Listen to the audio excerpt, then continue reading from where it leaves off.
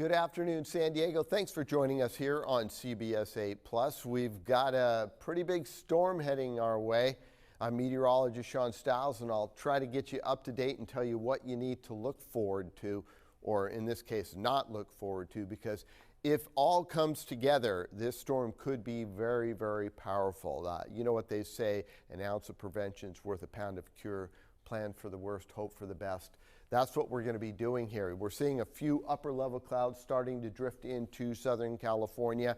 The storm activity is well to the north of us. It's going to be at least another, say, 7 to 10, 12 hours before we start to see rain, even in our North County. Looking at the Doppler radar, there is some return sitting offshore, but this is not making its way into San Diego. Here's what's happening with this moisture is it's all moving from the south to the north. So it's not like it's approaching and coming in from the west. It will continue to do that until the area of low pressure, which is a long ways out in the Pacific, makes its way into Southern California. So you can see this plume of moisture that is just riding up along this atmospheric river, and it is already bringing some light showers into the Los Angeles area, but nothing of any major consequence. We're talking about, maybe a 1/10 of an inch over the next couple hours up there.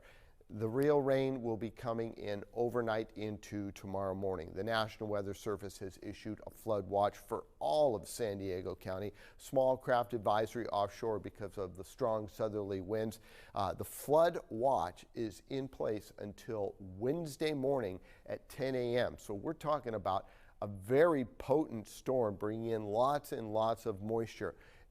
If it all materializes. At this point, we think it's going to do that. We also have a wind advisory on the coastline for those strong southerly winds. We're seeing the winds out there 15, 20, 25, even gusting to 35 miles per hour. Here's a look at the rainfall totals. And notice as you look at the North County, there is a whole lot more rain there than Mount Laguna. And you're saying, well, wait, how can that be? Mount Laguna is only going to get a 1/10 of an inch by Monday morning, Monday afternoon, Monday evening. That's because this plume of moisture, as I said, is coming from the south and going almost due north. So the front is slowly but surely chugging along, and as it moves along, the atmospheric river is getting pumped up ahead of that, and that's why we're seeing the heavy rain in the North County all the way down into the Carlsbad area. It takes a long time for this front to move through, but ahead of it is the atmospheric river as it continues to march along. Now, eventually, the entire atmospheric river covers all of San Diego as it works its way through on Wednesday. That's why we think that the North County will see the lion's share of this, but then eventually into the East County, Ramona almost 4 inches, Palomar Mountain nearly 3.5+ inches of rain. But notice Mount Laguna and Julian, that's a lot of rain, 1.7 inches of rain, 1.5 inches of rain in Mount Laguna. But compared to what's going to be coming along the coastline, I mean, look at these numbers. Oceanside, almost 4 inches. Fallbrook, almost 5 inches. Carlsbad, almost 4 inches. So we're talking about a lot of rain, and that's because it's being delivered through the atmospheric river that is going to be the plume of moisture. It's going to be the carpet that is on the conveyor belt that continues to come in as the area of low pressure is that cog in the wheel, and it spins and spins and pumps the moisture into Southern California. It is a very pleasant afternoon out there. It has been very nice today. A little bit windy, I might say, and we have had some reports of light damage along the coastline because the winds are primarily along the coastal area because of that atmospheric river and the strong area of low pressure. Now centered off Lompoc in the central part of the state. Millibar reading this morning of 975. That is incredibly low for an area of low pressure. Look at this, what a beautiful view. You're thinking, my goodness, it's just, some popcorn clouds rolling on by here in San Diego as we look from Mount Soledad towards the south and east, downtown San Diego off in the distance there. It is 63 degrees. The winds are out of the south-southeast, as we said, very strong, 20 miles per hour at San Diego International Airport. Humidity, 65%. It's just a really pleasant day out there, albeit a little bit windy. a good day to maybe fly a kite, or you know, maybe they're doing some paragliding up in the Torrey Pines area. But I'll tell you what, the storm is very powerful. Here's a look at those winds as the area of low pressure starts to approach. Let me step out of the picture so you can see these much better. This is by just after midnight, 12:30. So the winds steady, 20-30 miles per hour across the county, gusting. It starts to back off just a little bit because the area of low pressure starts to shift and get a little bit closer. And then watch what happens as this area of low pressure comes in. The winds suddenly start to switch and come out of the north as the low pressure gets pretty close. But then by the time we get to, say, Tuesday, now the front is passing over the top of us, and that's the front coming onshore. We see the very strong onshore winds. Now the mountains get some really heavy winds as those winds start to build up over the top. They make their way over the top, and then we continue to see the winds.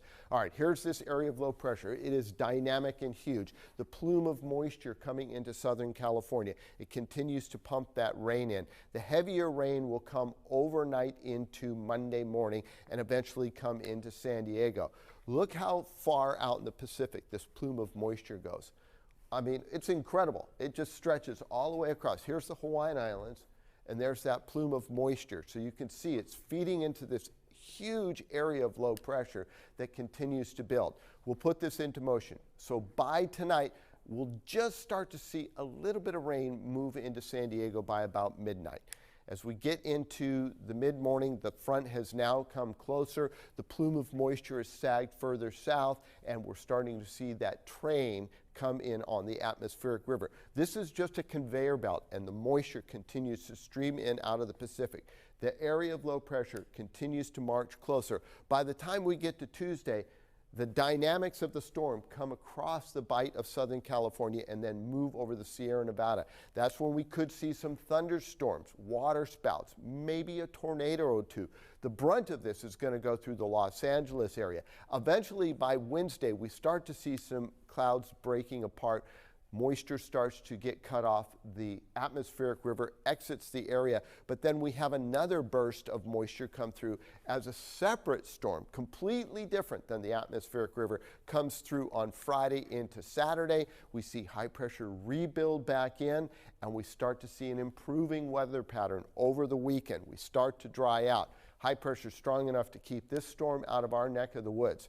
Here's that plume of moisture, the atmospheric river, charging into Southern California. So by tonight, we could start to see light rain in San Diego, certainly Los Angeles basin, seeing heavy, heavy rain. They could see 4 to 8 inches of rain in the Pasadena area. They're talking about forecast models saying 10 inches. The storm eventually starts to dry out and pull through Southern California. Here's a look at the forecast Doppler radar. And notice how everything comes from the south to the north. That's why it's going to take forever for it to move into the East County. And notice who's getting pounded over and over again. Escondido, Palomar Mountain, Temecula, the Los Angeles basin. It eventually starts to move through the entire part of the county. And then as we get into, say, Tuesday, another band of heavy showers comes through.